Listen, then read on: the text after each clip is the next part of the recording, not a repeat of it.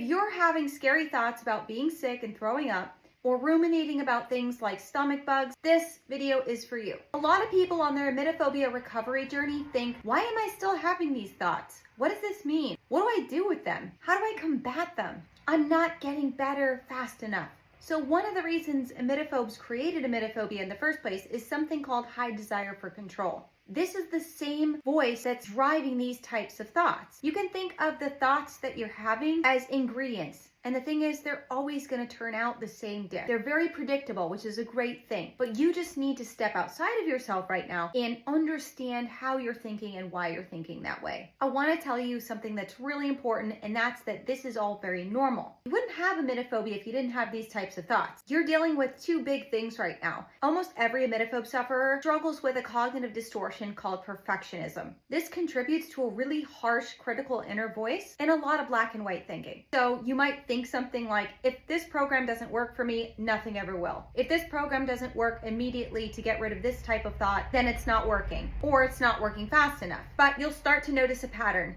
That same type of thinking is what drives emetophobic panic thoughts. So for example, I went in a car once when I was a kid and I got car sick and got sick. Therefore, all cars are bad and all car rides are bad. It's that black and white thinking that tries to keep you safe. But it can also be the very reason why you're, in a sense, tying your own shoes and then tripping over them on your emetophobia recovery journey. It can even stop people from signing up in the first place. But those types of thoughts can affect you differently along your journey. So you might, in the beginning, look at other testimonial videos and think things like, well, they did it, but I won't be able to do it. Or my emetophobia is just too hard. None of that's true. It's just the unhelpful lenses that you're using to interpret your reality right now, which is why you created emetophobia in the first place. I also like to tell my clients in the beginning, look, you're gonna have this voice inside of your head. You can call it whatever you want. You can call it the emetophobia inner voice. You can call it Fred, but it's not you. It's not your identity. It's not your conscious will. And it's been running the show for way too long. As you start to work through this, the first couple of weeks,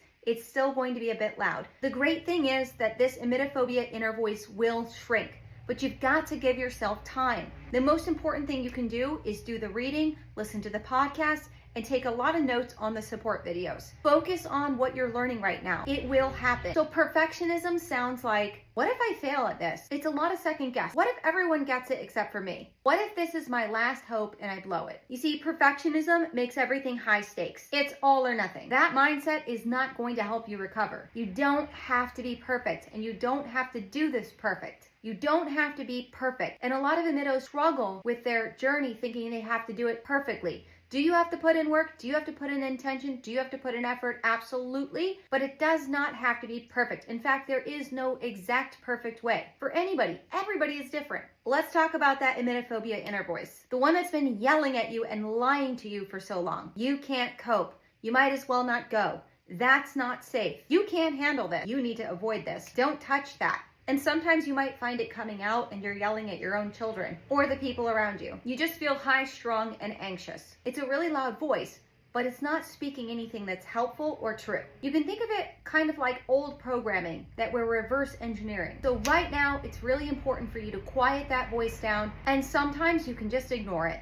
But just know it's not you. It's not going to be there for long. And it's almost like a toxic bully inside of your head that we're going to work together to get rid of. If that voice says something to you like you're never going to get better, you can talk back to it. You can say however you want to say it. It can even be really sassy, like not today, or be quiet. That's just not true. There's no evidence for it. I'm putting the effort in and I'm going to get there. You're not helped. How about you had a big panic attack, so you're clearly still broken? It operates from this sense of like shame or embarrassment or guilt.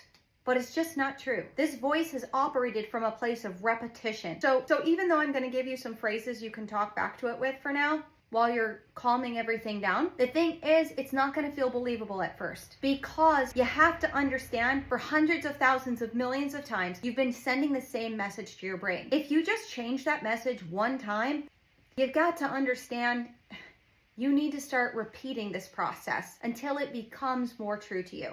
The more we focus on something, the more it grows. Recovery is not about never having a scary thought ever again. It's about what you do with that thought. Stop giving the emetophobia inner voice the microphone. You're going to start practicing a new script. That takes time, patience, and most importantly, practice. Let's talk about when you're early on in your journey and you're starting to create some panic-inducing thoughts. Let's say you hear somebody had neurovirus, or just the classic, what if I throw up right now? Here's how you can respond to that emetophobia inner voice. Hey, I know this feels scary right now, but I've had this thought so many times and nothing has happened. Right now, I'm not sick. I'm just thinking anxious thoughts, and that's okay. I can handle it. And this is exactly why I'm getting support. I don't need to react to every thought that Fred throws at me. I mean, emetophobia. Even if it happened, which is super unlikely. Yes, that's statistically accurate. It would be challenging. It could be a little bit gross. It could be uncomfortable. I can even hate it, but I would survive.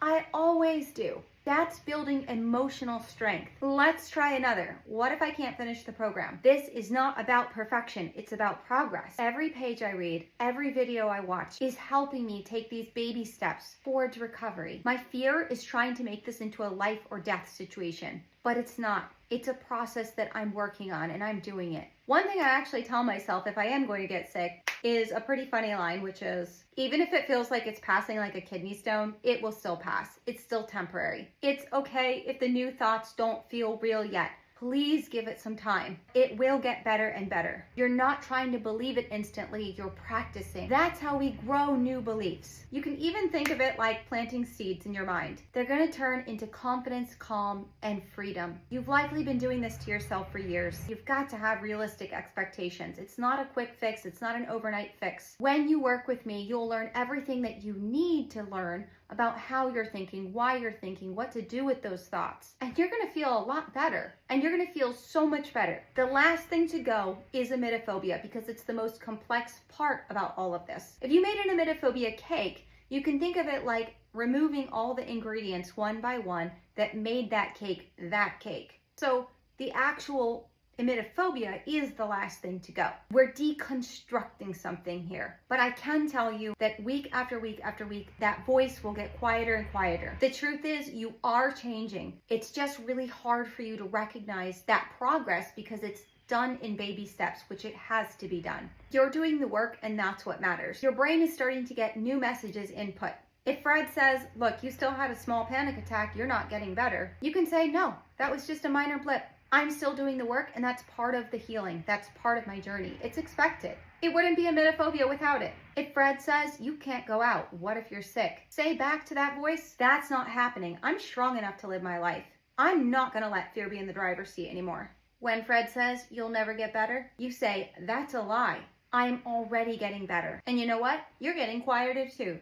You can do this. You are already doing this. I believe in you, and it's time for you to start believing in you. It's not about being perfect. It's about showing up, doing the work, practicing your new sense of power, and not giving emetophobia the final word. Your recovery is built on one new, helpful, powerful belief at a time. And every time you coach yourself instead of panicking, you win. So keep going.